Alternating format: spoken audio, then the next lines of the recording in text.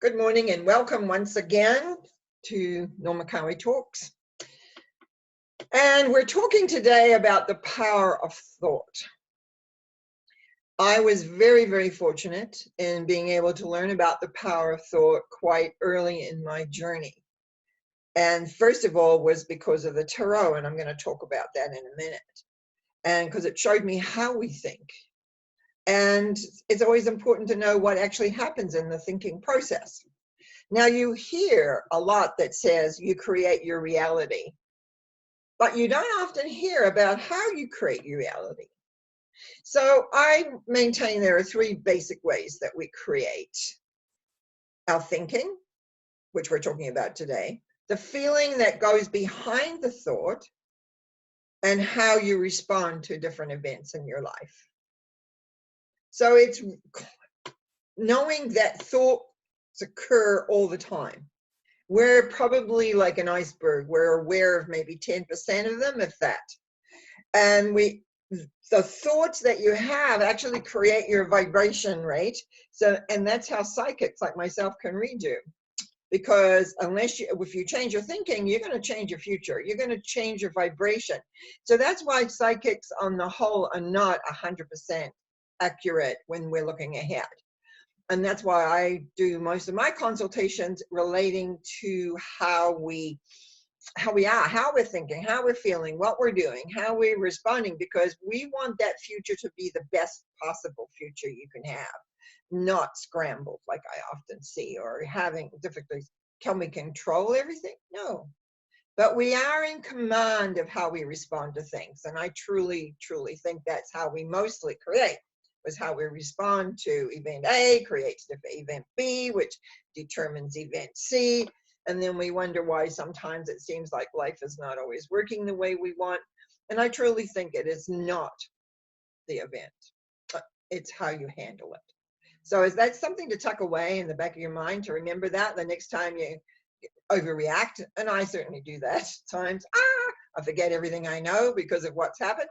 But very quickly, I've learned just to center myself and get back into, okay, what's the answer here? What's the best way of handling this? Acceptance, like we've spoken about, awareness, also to other different things. But I'm going to talk a little bit about what the tarot taught me about how thoughts work first. Now, in the tarot, if you don't know anything about it, it's an ancient tool of divination, which is psychic work, but the philosophical way. Now, I work with a deck that was created and actually published in 1910, but excuse me, by two people that were part of an order called the Golden Dawn. Arthur Edward Waite was the, you might say, the thought behind it. Pamela Coleman Smith was the artist. Now, up until then, there's I should explain one thing. Two parts to the tarot. There's a higher arcana, which are 22 symbols, and that's your spiritual, philosophical journey. And then you have 56, what we call lower arcana cards. And up until Pamela Coleman Smith drew these, the lower arcana was just the symbol, no picture, nothing to really see. Now I'm going to show you here what we call the wands of the thought process. And I'm going to put this up so that you can see this. This is the Ace of Wands. This is the thought that comes in, and all aces in the deck, for there's 4 suits, but all aces, they come out of a cloud, like here they arrive. I'm just going to put that down so you can see me. But in the back of this, there is a castle, and the castle to me represents the goal, the ambition. So this is like an idea. There's all the symbolism. I'm not going to go into it, but basically an idea arrives. Here it comes. And it shows that there is a goal or something that you want to create. Now, what do we do with that thought? Maybe nothing, but maybe we do number 2. This is about contemplating the idea, and you'll notice on this side here that this wand he's got his back to it, but it's also firmly fixed. And in this one he holds in his hand, and he's sort of suspended as he looks out over a scene. Now, this is the contemplation phase. When you have an idea that comes in, you're going to contemplate it. You're going to think about it. And you've got your fixed ideas, and then this new idea comes in. Now, you can only handle so much in your life. Maybe when you're a teenager, you've got lots of energy and lots of time. But as you get on in your life, you get more and more fixed about what's important, where you're going, what you're doing. So contemplation is a very, very definite phase of, do I want to pursue this? Now, I'm a person that's has lots of ideas, many ideas. And I tried many of them, and a lot of them didn't work necessarily. But that was okay, because I learned how this process works and began to become more aware of what I needed to do. So once you have contemplated it, then you come to number 3. 3 is always a creative number. Now in here, what this number 3 is doing, he is now projecting his ideas out. And I love the symbolism, which, as I said, I'm not going to get into, but you project your ideas out in the world, which means you begin to do something with them. Things do not occur in your life unless you have action. And there must be something that you do. And when you first start a new project, you do not know how it's going to end up. You're full of optimism. You hope, pray that it's going to work. And then, oh, I don't know, it's not going to work. But if you have gone through the steps of contemplating, thinking, the thought arrives, you contemplate it, you project it, and you do the steps, success. That's basically our thinking process right there. The basics of it. Think the idea, contemplate the idea, which then means basically when you're projecting it, you're committing to it, you're doing the steps that you want in order to reach your goal, which is the castle, which was in the original ace, the first card. But do we do that? No. What many of us do is this. If you look at those ones, which is these sticks here, look at all the confusion. You'll find none of them is grounded in the ground. All these ideas running around in your head. Go, go, go, go. And the more you think, the more confused you get, and the more the original idea just sort of gets lost in the mayhem. And so everything begins to dissipate. But what I love about the tarot, and in this one in particular, well, all of them, but this one shows what we need to do is get our ideas straight. And if we get our ideas straight and move, notice the horse, so we have action, the horse is walking. And if we go after what we want, victory is assured. See the laurel wreath of victory on top of the stick there and on his head. It is assured if you proceed after your goal with your mind all in alignment. But again, do we always do that? No, because somebody comes along and says, I don't know that you're doing that right. I don't think that's going to work. Then what they say is the naysayers, the people that don't want to support you, and all of a sudden you begin to feel insecure and unsure about what you're doing. So in your thinking process, you're moving into a defensive mode, defending what you want to do, what you want to create. So here we are, just with everyone not being really sure. So again, what we got to trust, if you've done the original process, that things are coming into being. Nothing, I won't say nothing always happens quickly, but you've got goals and you've got projects, you've got to allow for time. And this is number 8. And number 8, everything is suspended. It's coming in, but it hasn't landed yet. And this is where often I find many people give up. There's a number of symbols in other of the suits that talk about procrastination, thinking it's never going to happen, And so instead of being patient and waiting and holding the thought of your goal in mind, you don't do that. And then what's happened, things begin to disintegrate a little bit. Here we see another is kind of what we call a defensive of ideas. It's like, well, this is how I want it to be. This is where is it? Why isn't here? Perhaps we could see that the 8 has landed and now we're going to protect and defend it. But it's not easy. It's an old battle because, again, not everyone supports your ideas of what you're wanting to create. And then probably the symbol I see one of the symbols I see the most in readings, the 10. Look at all these ideas. If you can't see very clearly, but in the background there is like a large house, which would be synonymous of the castle of dreams. And what is he doing? He's carrying his thoughts and his ideas not very clearly. This is the worry card. This is the worry, and you can't see for the trees. You've heard that statement, I'm sure. And so it's what happens, he's right there at his goal, but he can't see it because his mind is doing so many other things. And what helps is understanding where you are in that process. So we really need to have that clarity as to how all of that works. Now, I'm sure you've heard the saying, change your thinking, change your life. I'm a big proponent of that, by the way. You need, and how do you change your thoughts? That's the other question. Again, we have a lot of these statements, but no one tells you how to do them. But I'm going to tell you how you change your thinking.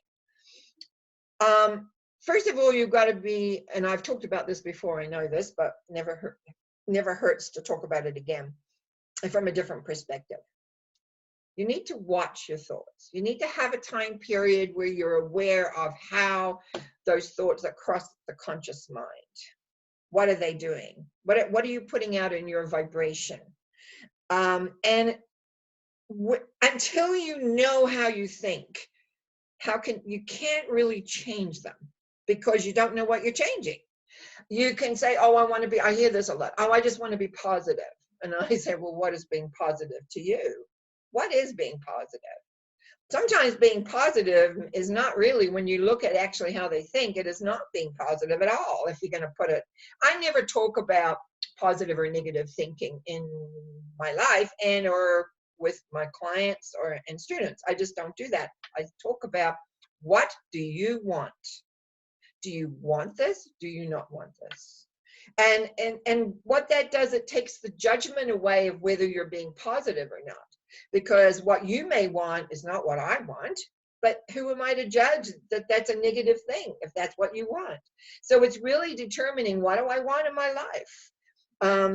In my book, Secrets for Living Happily, which I just happen to have a copy here to put up, which you can get through my website, by the way, and just to let you know that. It has a really good little exercise of how to find out what you want and what you don't want. Because if you want A, you probably don't want B. And so it makes, you can look at those polarities. But anyway, that's not exactly what I'm talking about.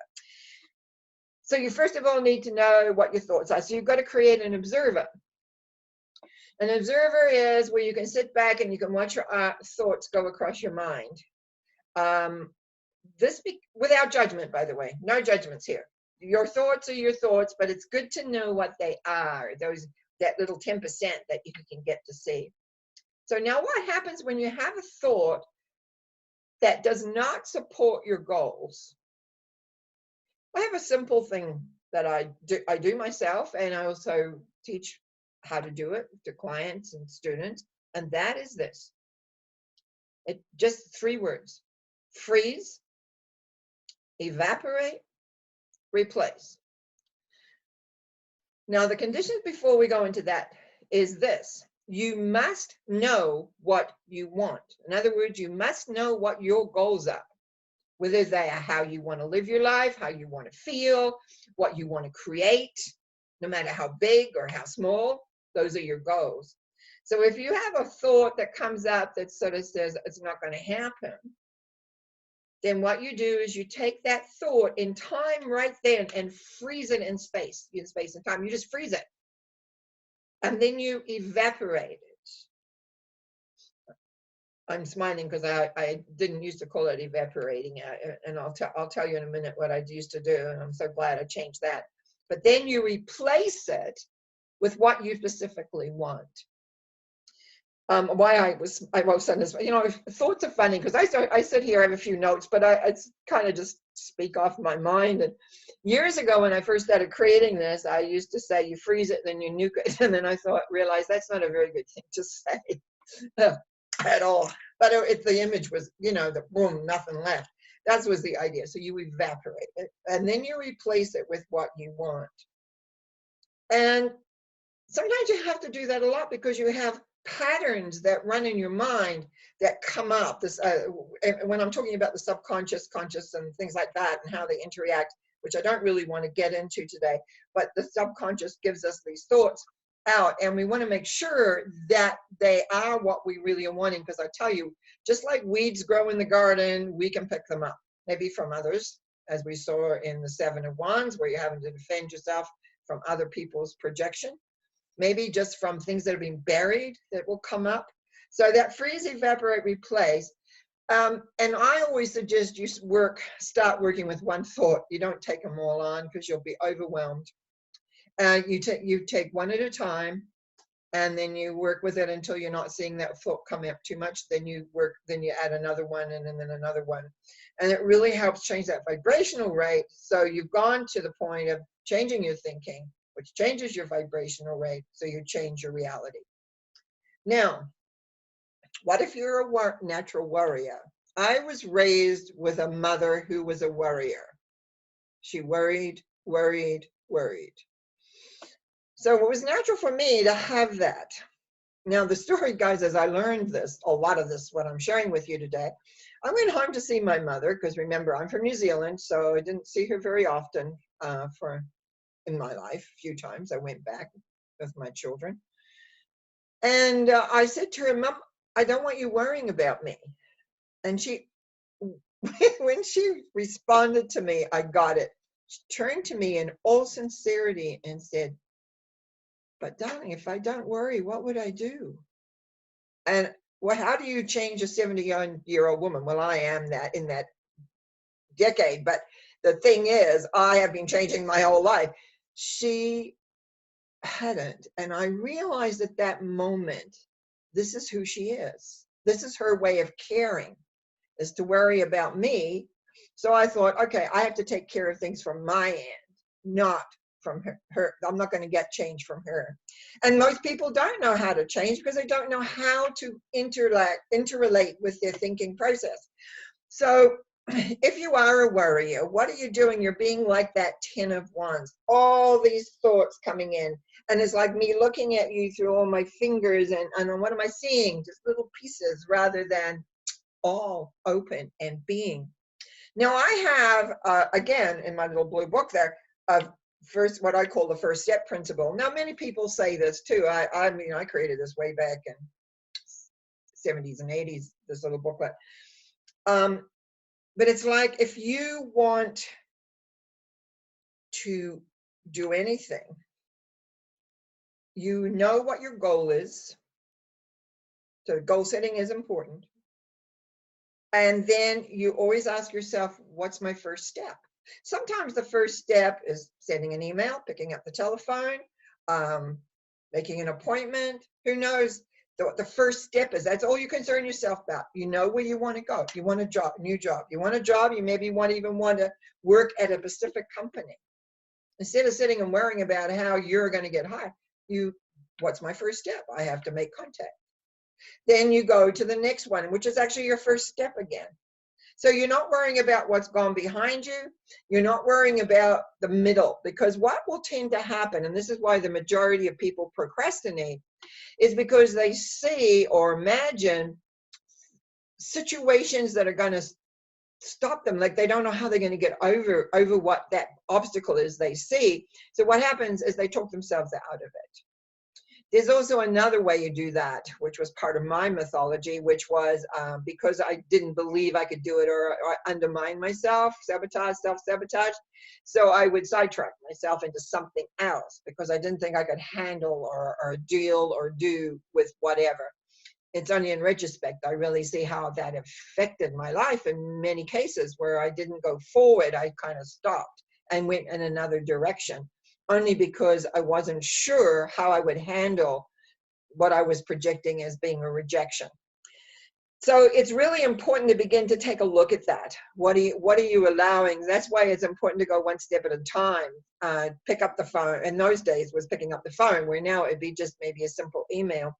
So it really is about going one step at a time to what you want, knowing this. This is what you got to know. When you go towards a goal and you're thinking of the obstacles that could be there, two things may happen.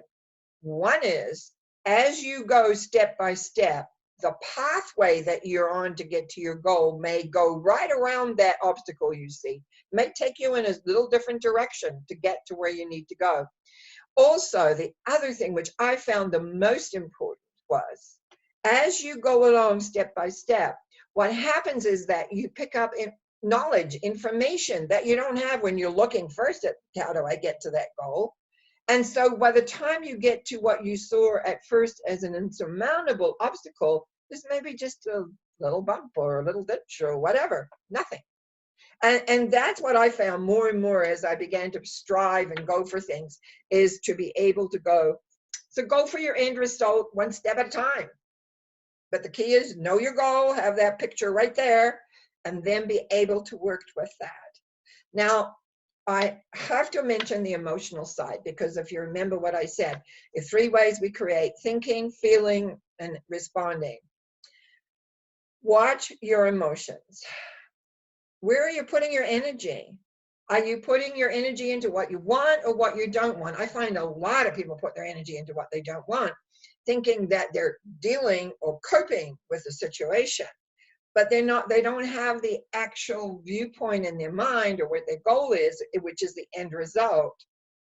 And often I find people make their goals steps to their real goal they want. It's amazing how I sit down with people sometimes with what they're wanting to create, and we talk about it, and I'll say, well, what do you think this final goal is? Now, let's talk about selling. I get a lot of people, I want to sell my house. I'm having trouble selling my house.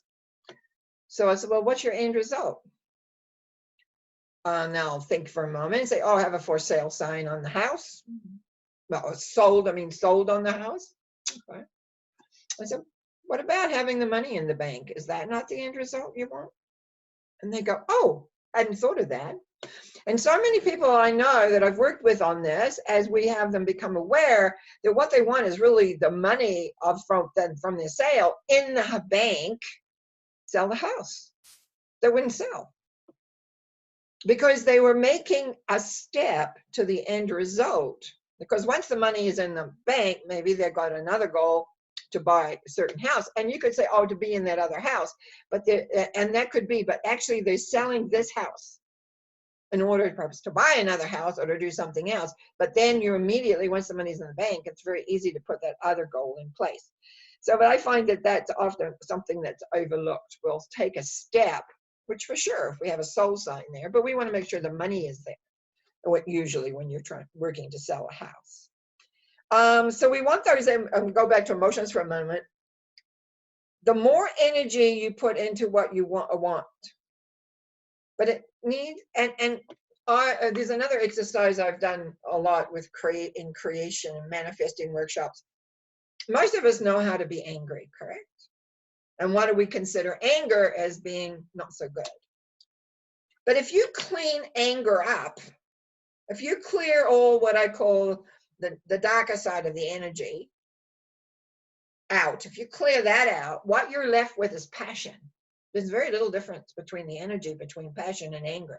It's that one's clean and one isn't. So you clean up the anger, feel the passion, and you direct the passion to the thought that you want. You fire it with that. And it's important to have that passion for what you want so you can move it in there. And it's been interesting over the years watching people stomp around getting there, and then we'll say, okay, no, because I've taught them already how to release what they don't want. Let's clean that up. Now think of your goal and pour that energy into the goal. Water relief, letting all that energy go. And also it brings you into an element of being in creating. So your thought and your emotions begin to work together. The responding is really a whole nother story, because and that goes into the philosophical end, and I have talked about philosophy. If you haven't watched that talk on that, you might want to look at that. Okay, what have I got here? I just got a note that says, ensure you are thinking, projecting what you want in your life. I get complacent. That's been one of my issues personally. I get very happy, I get very complacent, and I forget to keep saying, well, I want this and I want, because the universe will respond to you. And if you're not giving it any instructions, it kind of collapses. And that has been one of my issues, because I get too complacent. So I really work to remember, okay, this is what I want, and have goals that I'm working towards. And as I say, it's really easy to just sit and not do any of that. Now, the other thing I wanted to bring up today Every thought is a prayer because you are asking for what you want. And I think it is really important to learn how to pray effectively, which is basically creating a thought form. Now, I spent 8 years studying how to create what we called, was the study that I was doing, which was creating spiritual treatment, spiritual thought forms, spiritual prayers. It's knowing how to think in an effective way to affect healing, to affect creating, to move things to a knowing place. Now, think of the word knowing with apostrophes on each side. When we know something, it is. Most of us live in hope. As a hope, wish, pray, and all that. And believe me, I believe in prayer. But it's the knowing that we want. It is the knowing. To recognize the loving universe, the loving energy in the universe, no matter what you want to call it, is all the same energy. Whatever you call it, it doesn't, the name to me is not important. And the need to align with that energy. And in your mind, when you're aligning into that universal energy that's in everything, by the way, state in your mind what you want. But you've got to feel it. You got to know it. It's not like, oh, please. It's not a plead. It's just knowing, because the universe responds to that. And then when you're setting up a thought form of how to pray effectively, give thanks for receiving what you're going to get. Gratitude is so important. It has a huge energy about that. Some people, that's all they do. They pray in gratitude to create. And then you release the thought by giving thanks and releasing it, knowing it's true. Now, years ago in my little blue book that I showed you, Secrets for Living Happily, I had a little exercise in the back. And it was this. When you go to bed, raise your thoughts upward to the universal source energy and say a thank you for everything you enjoyed during the day. There has to be one thing you are happy about. Say thank you. And there may be many, many, many enjoyment moments. So you say thank you for each one that you can think of. I'm going to tell you a story relating to that in a minute. Also, in the morning when you wake up, again, raise your thoughts to the universal source energy and say, good morning. I will have a good day. Let good things come to me. Let good things go from me. I give thanks. I give thanks. I give thanks. Now, I may reword that differently today because I wrote this, as I said, in the 70s and 80s. But it starts getting your vibration in a way that works. Now, I must tell you a story when about going to bed and saying thank you. I had a couple that had come to me, and I had given them this exercise. And they said they used to go to bed. There had been some tension in their relationship, but they used to go to bed, and then they'd think about what had made them happy in that day. And sometimes they had a hard time finding one thing, like there were two of them talking together. Well, what are we going to be, one would say this or that. And they couldn't go to sleep till they found at least one thing that they had been thankful for, happy for. Because it's a book about happiness. So it's like being happy, but being thankful for. And I didn't see them for a little while, and then I ran into them, and they were just like, you will not know how that exercise changed our lives, because we knew we had to come up with something, and we did. And then we got that we were having more and more things every day. We were having lists of them, of what we were happy about, what we were enjoying. So what happens with that is it changes your vibration. So we go back to the beginning. By using your thoughts, you can create what you want. You can raise your basic vibration, which makes things easier to handle, to create the type of life you want with ease. And if you do have issues which come along, because they do, often things over which you have no control, you will find it easy to handle them and move forward in your life. Well, I want to thank you for watching. I'm taking a few weeks break for a holiday in the sun, and then teaching a psychic development class And after that, I will be back. If you have subscribed already, I want to say thank you. If not, consider pressing the subscribe button. You can always contact me through my website, normacowie.com.